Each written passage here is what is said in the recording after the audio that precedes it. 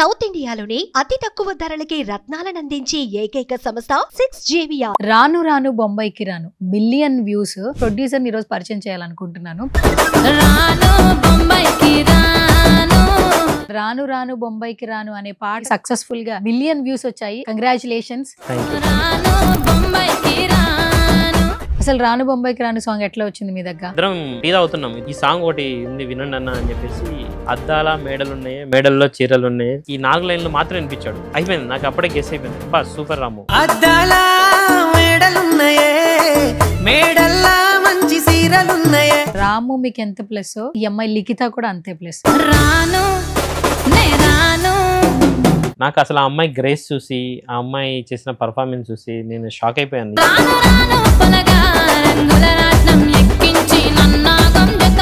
Singers గురించి ఏం చెప్తారు? మేల్ సింగర్ వచ్చేసి రాము పాడాడు. ఫీమేల్ సింగర్ వచ్చేసి ప్రభా గారు. ఈ సాంగ్ ఎక్కడ ఏ యూట్యూబ్ ఛానల్ అప్లోడ్ చేశారు మీరు? ఇది రాథోడ్ ట్యూన్స్ రాము యూట్యూబ్ ఛానల్ లో అప్లోడ్ చేసాం. అతనికి ఎంతమంది సబ్స్క్రైబర్స్ ఉన్నారు ఐడియా ఉందా? 1,77,000 సబ్స్క్రైబర్స్ ఉన్నారు. ఇప్పుడు ఎంతమంది ఉన్నారు? ఇప్పుడు నియర్ బై 16 lakhs సబ్స్క్రైబర్స్ అయ్యారు. అసలు మీరు ఆ 4 రోజుల్లో పెట్టిన ఖర్చు ఎంత? టోటల్ గా అండి ఈ సాంగ్ అయిన ఖర్చు అది ఈ రోజు 500 million వెళ్ళింది. నెక్స్ట్ అండి, వాట్ నెక్స్ట్? ఇంకోటి ఇప్పుడు రాముతోటి ఇంకో సాంగ్ ఉందండి. మరి మీ రాము రాథోడ్ బిగ్ బాస్ హౌస్ లో ఉంటే మీరు ఎట్లా చేస్తారు? వచ్చాక చేస్తారా? చాలా హ్యాపీగా ఉందండి. రాము రాథోడ్ యాక్చువల్లీ నాకు తమ్ముడు లాంటి వాడే. బేసిక్గా అసలు తనకి ఇంట్రెస్ట్ అయినా ఈ big boss platform, reality show, games? Big boss house actually రాముకి ఇంట్రెస్ట్ లేదండి. అసలు తన ఫ్యామిలీ బ్యాక్గ్రౌండ్ ఏంటి? అసలు ఏ సిచ్యువేషన్ లో ఉన్నారు? యాక్చువల్లీ రాము రాథోడు తన బిఫోర్ ఇంతకుముందు సమస్యలిపోతున్నాం అనే ఒక సాంగ్ సిల్లి పోతున్నవి. ఓ సిన్నారాములమ్మ చెమ్మగిల్లి ముద్ది అవే. వెల్ సెటిల్ అవ్వాల్సిన విషయం, మంచి సక్సెస్ వచ్చింది ఆ పాట. బట్ ఏదో సమ్ కారణాల వల్ల అది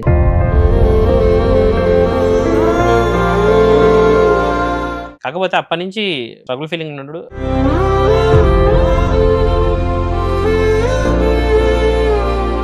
వాళ్ళ పేరెంట్స్ ఏం చేస్తుంటారు? వాళ్ళ పేరెంట్స్ యాక్చువల్లీ ఫార్మింగ్ ఏనండి.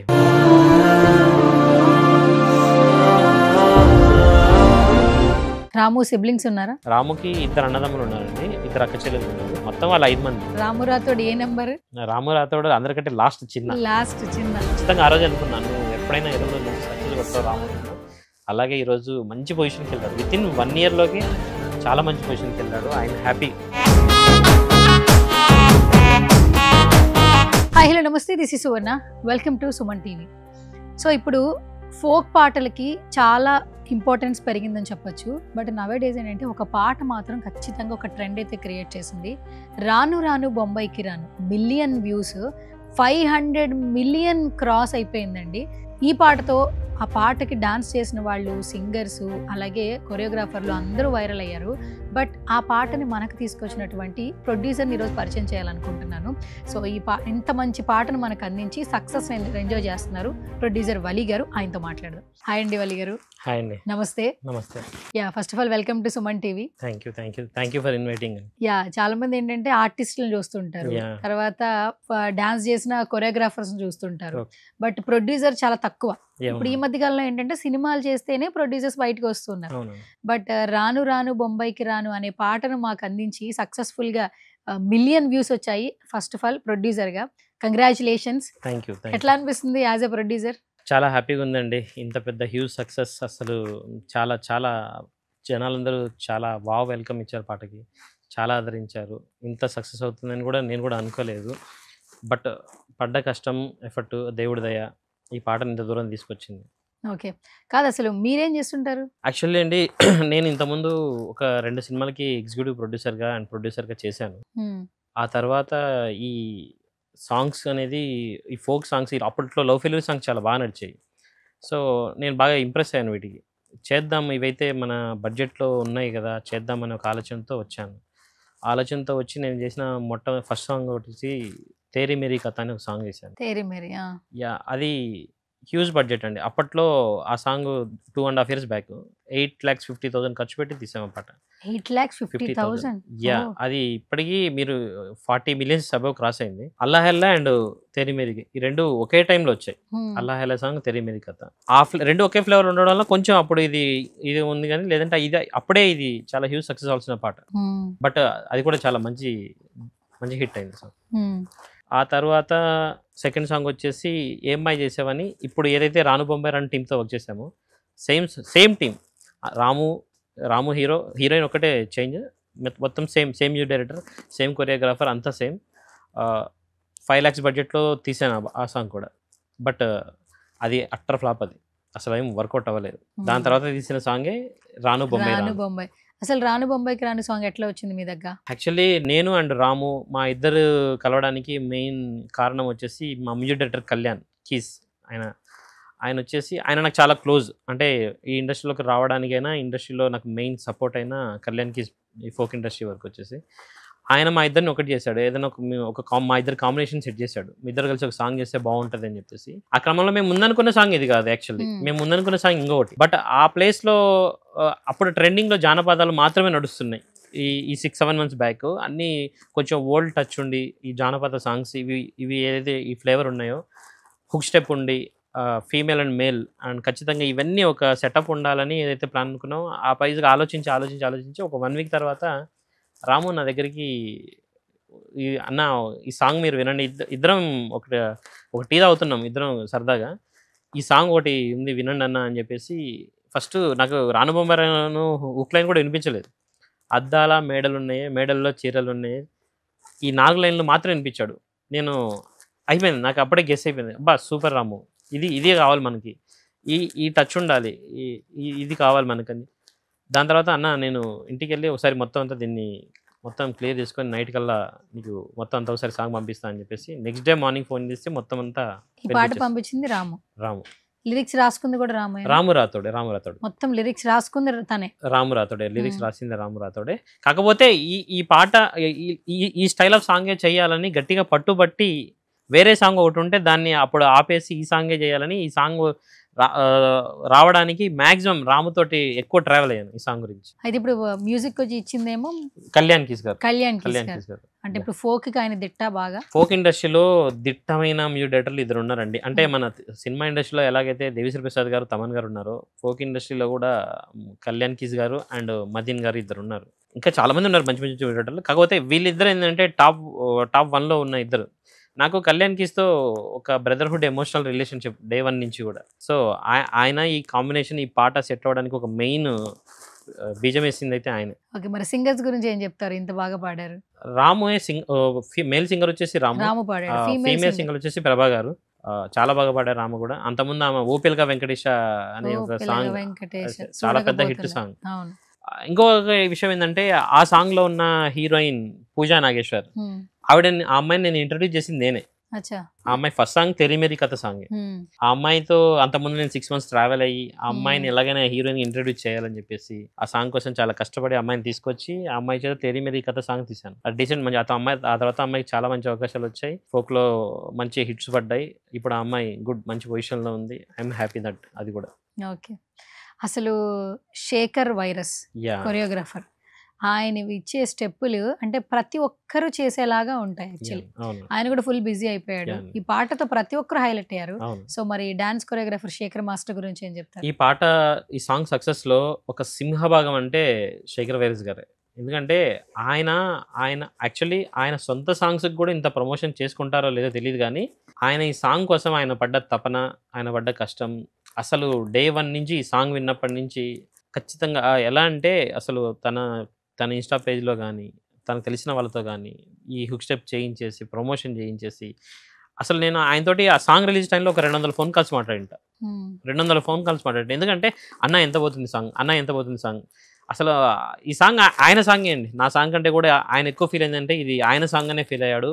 అసలు ఈ సాంగ్ ఈరోజు ఇంత హిట్ అవుతుందంటే ఆయన క్రియేట్ చేసిన హుక్ స్టెప్ ఏదైతే ఉందో అది మేజర్ సింహభాగం. ఆ హుక్ స్టెప్కి ఈ లైన్ ఏదైతే సింక్ అయిందో అప్పుడే పాట ఇట్లా బ్లాస్ట్ అయింది. సో శేఖర్ వైరస్ గారు మాత్రం సూపర్. అంటే ఆయన ఈ ఒక్కటే కదండి, ఆయన ఈ ఇయర్లో వరుసగా మా దాంతోపాటు ఎర్ర ఎర్ర రుమాల్ అనే ఒక సాంగ్ వచ్చింది, ఆ తర్వాత దారి పంట వస్తుందనే ఒక సాంగ్ వచ్చింది. దానికి ప్రీవియస్ లాస్ట్ ఇయర్ కూడా చాలా నెంబర్ ఆఫ్ సాంగ్స్ ఉన్నాయి. ఆయనకి హిట్స్ ఏం కొత్త కాదు, కళ్యాణ్ కేసు కూడా హిట్స్ ఏం కొత్త కాదు, కానీ నాకు రాముకు ఇది ఒక పెద్ద బ్రేక్ త్రూ మా ఇద్దరికి. సో ఈ సాంగ్ ఎక్కడ, ఏ యూట్యూబ్ ఛానల్లో అప్లోడ్ చేశారు మీరు? ఇది రాథోడ్ ట్యూన్స్ రాము యూట్యూబ్ ఛానల్లో అప్లోడ్ చేసాం. డే 1 మేము మ్యూచువల్ అండర్స్టాండింగ్ మేము మాట్లాడుకున్నది అదే. రాము ఛానల్లో చాలా రోజులైంది సాంగ్ చేసి కూడా. అతను అన్న నా ఛానల్ రిలీజ్ చేద్దామని చెప్పేశాడు. డన్, ఓకే, ఏదైతే ఉంది పాట మంచిగా రావాలి, పాట సక్సెస్ అవ్వాలి, అదే మనకు కావాల్సింది. సో రాము ఛానల్లోనే, అతని ఛానల్లోనే రిలీజ్ చేశాను. ఛానల్ రిలీజ్ చేసే ముందు అతనికి ఎంతమంది సబ్స్క్రైబర్స్ ఉన్నారు ఐడియా ఉందా? ఛానల్ రిలీజ్ చేసే ముందండి 1,77,000 సబ్స్క్రైబర్స్ ఉన్నారు. ఇప్పుడు ఎంతమంది ఉన్నారు? ఇప్పుడు నియర్ బై 16 lakhs సబ్స్క్రైబర్స్ అయ్యారు. 1 million 6 లక్షల మంది ఒక్కసారి ఒక పాటతో. మరి డబ్బులు పెట్టింది మీరు కదా, మరి యూట్యూబ్ ఛానల్లో అప్లోడ్ చేసిన తర్వాత పర్సంటేజ్ షేర్ మాట్లాడుకున్నారా?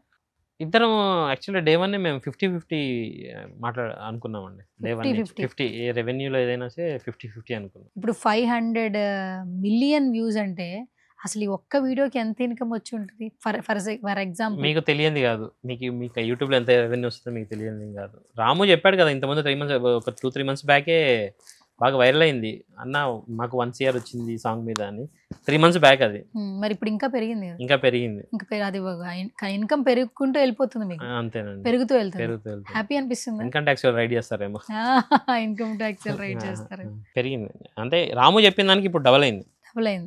చక్కగా సెటిల్ అయిపోయారండి పడిన కష్టానికి. ఫస్ట్ ఆఫ్ ఆల్ ఎందుకంటే బిఫోర్ మీరు చాలా పాటలకి డబ్బులు పెట్టారు, అవి రాలేదు. ఎన్నో పాటలను ఇష్టపడి మీరు సినిమాలు ప్రొడ్యూస్ చేసిన సందర్భాలు ఉన్నాయి, పాటలకు పెట్టిన సందర్భాలు ఉన్నాయి. కానీ ఒక్క పాటతో మీకు అన్ని కష్టాలు ఫస్ట్ ఆఫ్ ఆల్ ఫుల్ఫిల్ అయిపోయాయి. ఏం చెప్తారు వలి గారు? చాలా హ్యాపీ అండి ఇది రావడం. అంటే చేసిన హార్డ్ వర్క్కి చాలా ఆలోచించి ఒక 1 yearగా ఎలాంటి పాట తీయాలి, ఎట్లైనా హిట్ కొట్టాలి, ఒక 100 million సాంగ్ తీయడం అనేది నాకు డ్రీమ్గా ఉన్నది. అంటే ఎలాగైనా 100 million కొట్టాలి అనేది నా డ్రీమ్. యాక్చువల్లీ దేవుడు 100 కాదు నీకు దానికి 5 times ఇంకా ఎక్కువనే ఇస్తానన్నాడు. ఇప్పటికి 500 million దాటిపోయింది. మేబీ దేవుడి దయ ఉంటే ఇంకా తొందరలో ఇంకా మంచి నెంబర్ చూడవచ్చు. వెళ్తుంది అనిపిస్తుంది యాక్చువల్లీ, ఇంకా మీకు రెవెన్యూ జనరేట్ అవుతుంది అనిపిస్తుంది యాక్చువల్లీ అనుకుంటున్నాను. ఎందుకంటే అసలు ఇంత హ్యూజ్ సక్సెస్ అనేది ఇప్పుడు కరెంట్ టైంలో అసలు ఎక్కడ దేనికి లేదు. ఎందుకంటే మీ పాట ఖండాలు దాటిపోయింది. అవునండి. అసలు ఇలా అంటే భాషతో సంబంధం లేదండి. అంటే జపాన్ వాళ్ళు చేస్తున్నారు, చైనా వాళ్ళు చేస్తున్నారు, యుఎస్లో ప్లే అవుతుంది, అన్ని కంట్రీస్లో ప్లే అవుతుంది.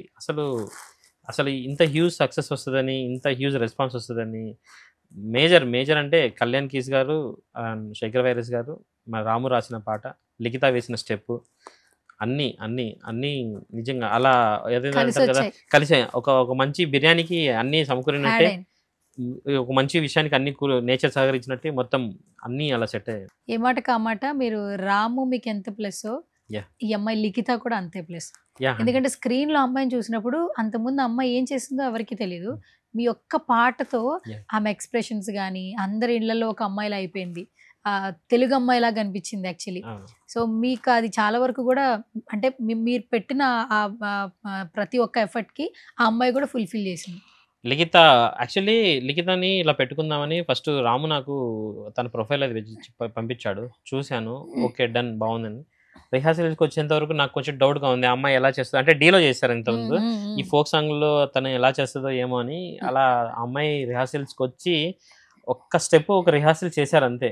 నాకు అసలు ఆ అమ్మాయి గ్రేస్ చూసి, ఆ అమ్మాయి చేసిన పర్ఫార్మెన్స్ చూసి నేను షాక్ అయిపోయాను నిజంగా. అంటే కంపారిజన్ కాదు కానీ సాయి పల్లవి గారిలో ఎంత గ్రేస్ ఉంటుందో లిఖితలో కూడా ఆ రేంజ్ గ్రేస్ ఉంది. ఆ అమ్మాయి చాలా బాగా డ్యాన్స్ చేసింది. అసలు ఈ పాటకి తను వేసిన స్టెప్ ఏదైతే ఉందో అసలు అది సూపర్, అది ఖండాంతరాలు దాటిచ్చేసింది.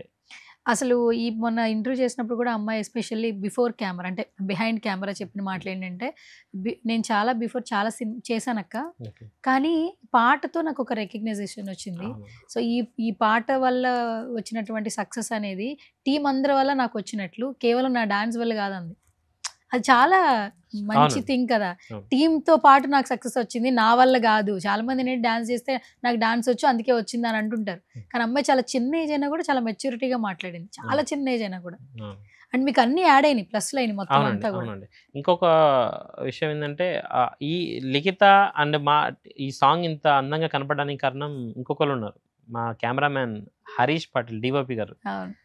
ఆయన ఇంతమంది సాంగ్స్ అన్ని చూడండి, ఆయన ఇంతమంది సాంగ్స్ ఈ సాంగ్ చాలా డిఫరెంట్గా ఉంటుంది. అసలు ఆయన చాలా బాగా చూపించారండి, చాలా హార్డ్ వర్క్ చేశారు ఈ సాంగ్ కోసం ఆయన కూడా. సరే, అసలు ఈ పాట ఎన్ని రోజులు షూట్లు చేశారు? ఈ పాట యాక్చువల్లీ అండి ఫస్ట్ వచ్చేసి 1 day షూట్ చేసాము, ఒకరోజు రిహార్సల్ చేసాము, ఆ తర్వాత నెక్స్ట్ డేలీ షూట్ చేసేసాము. ఆ తర్వాత చూసుకున్నాం ఫుటేజ్ అంతా. చూసుకున్న తర్వాత ఫస్ట్ పల్లవి, ఫస్ట్ చరణం వరకు సూపర్ బాగుంది. సెకండ్ చరణం డ్రాప్ అవుతుంది. అంతే అప్పుడే మేము ఇన్‌స్టాలో రీల్స్ రిలీజ్ చేసేసాము. ఫుల్ వైరల్ అయ్యాయి. బాగా మంచి రెస్పాన్స్ వస్తుంది. ఇలా అని అనుకుంటున్నప్పుడు నేను అండ్ రాము, మా మ్యూజిక్ డైరెక్టర్ కళ్యాణ్ కీస్ గారు ముగ్గురం కూర్చొని డిస్కస్ చేసుకున్నప్పుడు మా కళ్యాణ్ కీస్ గారు ఖచ్చితంగా ఇది రీషూట్ చేయాలి. రీషూట్ చేస్తే బాగుంటుంది మళ్ళీ సెకండ్ హాఫ్ అంతా అని చెప్పేసి ఆయన అన్నారు. నేను కూడా అప్పటి వరకు కొంచెం డైలామా ఉన్నాను, చేద్దామా వద్దా అని. కానీ ఆయన చెప్పిన మాటతోటి లేదు ఇంక ఎట్టి పరిస్థితుల్లో ఫిక్స్ చేయాల్సిందే అని మళ్ళీ షూట్ పెట్టి మళ్ళీ సెకండ్ టైం వెళ్ళి మళ్ళీ 2 రోజులు మళ్ళీ ఒకరోజు రిహార్సల్స్, మళ్ళీ ఒకరోజు షూట్ పెట్టుకుని 4 days. అసలు మీరు ఆ 4 రోజుల్లో పెట్టిన ఖర్చు ఎంత? టోటల్గా అండి ఈ సాంగ్ అయిన ఖర్చు 5 lakhs అండి. 5 లక్షలు ఈ సాంగ్ అయిన ఖర్చు మొత్తం. అది ఈరోజు 500 million వెళ్ళింది. 500 million వెళ్ళింది ఇప్పటికి కరెంట్. నాకు తెలిసి దాటిపోద్ది ఆల్రెడీ. ఇప్పుడు 5-10 ఇప్పుడు మనం ఇంటర్వ్యూ చేసే టైంకి ఏమో నా హోప్ నెక్స్ట్ ఇయర్ ఎండింగ్ కల్లా ఇంకా మంచి గుడ్ నెంబర్ చూస్తాం. ఈ ఇయర్ ఎండింగ్ కల్లా, నెక్స్ట్ ఇయర్ ఎండింగ్ కల్లా ఇంకా మంచి రికార్డ్ నెంబర్ వస్తుంది అనుకుంటున్నాను. Okay, super. సో ఏంటి మరి నెక్స్ట్ మీ జర్నీ ఎలా? ఎందుకంటే యాక్టర్స్ ఎలివేట్ అవుతూ ఉంటారు, ప్రొడ్యూసర్స్ బయటికి రారు. ఇప్పుడు మేము ఇంటర్వ్యూ చేస్తేనే చాలా మందికి రాను బొంబాయికి రాను పాట ఈయన వల్ల వచ్చిందా అని ఉంటుంది. అంటే వాళ్ళ టాలెంట్ కూడా ఉండింది, కానీ ముందు డబ్బులు పెట్టే అతను లేకపోతే ఎవరు ముందుకు రారు కదండి. ఆర్టిస్టులు కూడా కనిపించారు కదా. సో ప్రొడ్యూసర్లు, మీలాంటి ప్రొడ్యూసర్లు ప్రతి ఒక్కరికి తెలియాలి.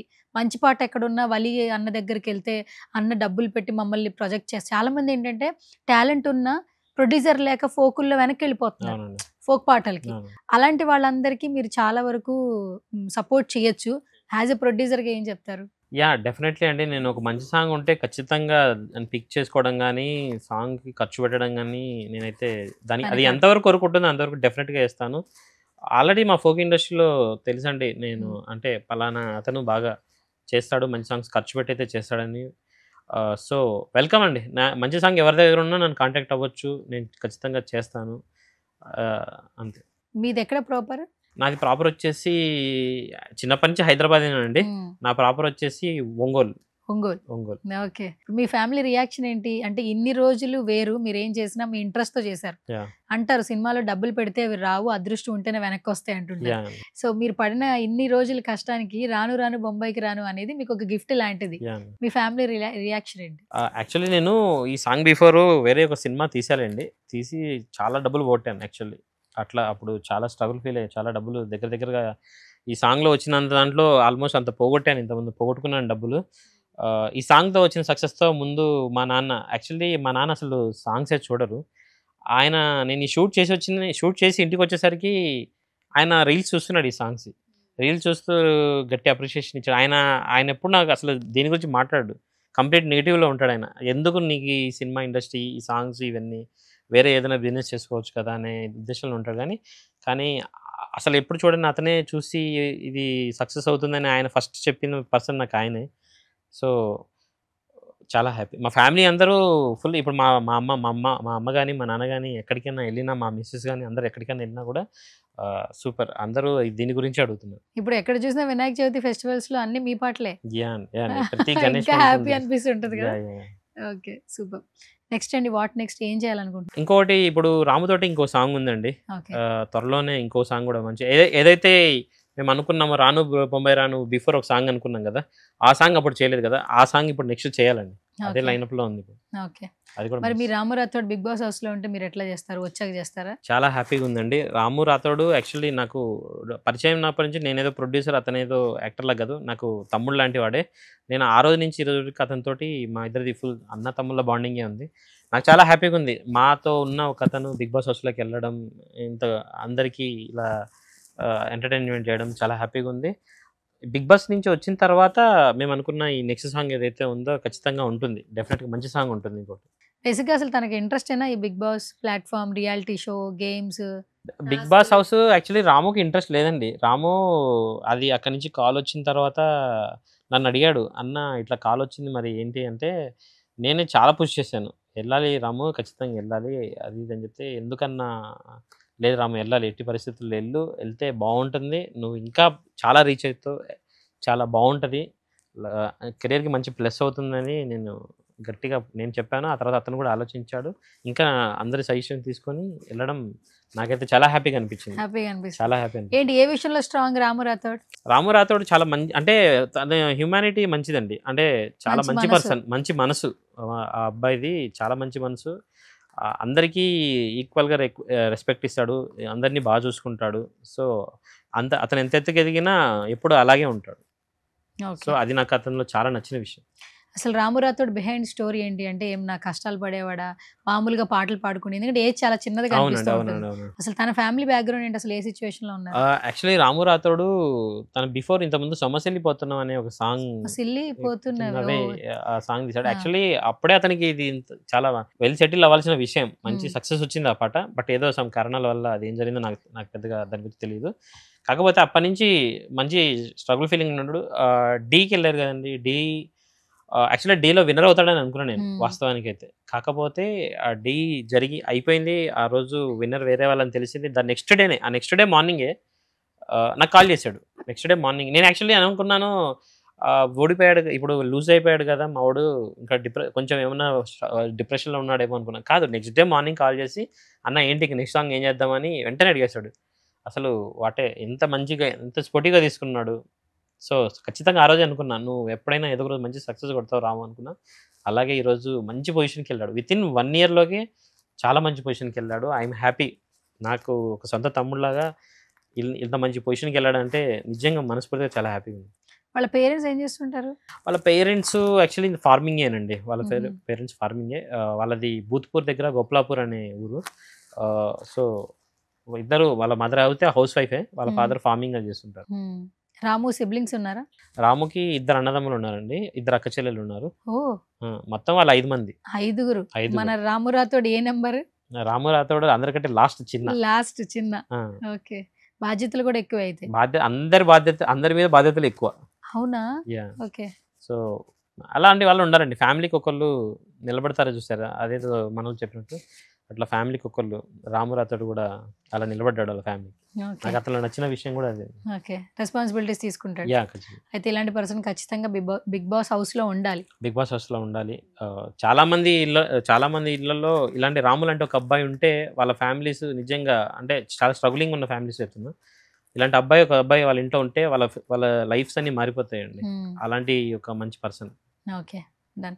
Thank you so much Vali గారు.